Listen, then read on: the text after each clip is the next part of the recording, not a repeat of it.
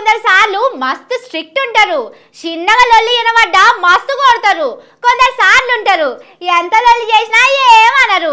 చదువు కూడా చక్కగా చెప్పరు. కానీ ఏమనని సార్లు అంటేనే మనకు మస్తు ఇష్టం ఉంటుంది.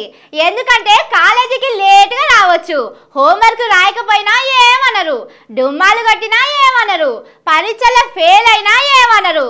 కాలేజీలోనే కాదు, సర్కారు నౌకరీ చేసేటోళ్ళల్లో కూడా ఇసొంటోళ్ళు ఉంటారు.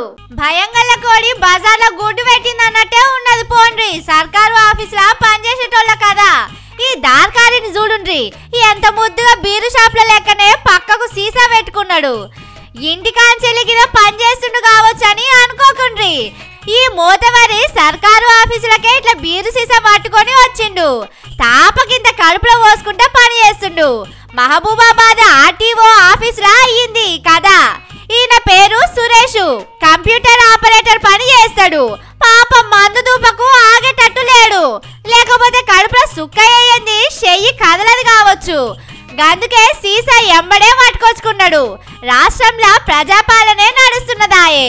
మనలను అడిగేటోళ్ళు ఎవరున్నారని అనుకున్నాడు కావచ్చు. ఇట్లా బీరు సీసా పట్టుకొని ఆఫీస్కి వచ్చిండు.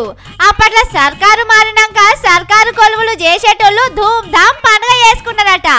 అలా సంబరం ఎందుకో అప్పుడు సమజ్గాలే. ఇగో ఇప్పుడు ఇట్లా ఆఫీసుకు సీసా పట్టుకొచ్చి తాగుడు, లంచాలు తీసుకుంటా రోజుకు 4-5 దొడుకుడు చూస్తా అంటే అసలు ముచ్చట ఎరికైంది.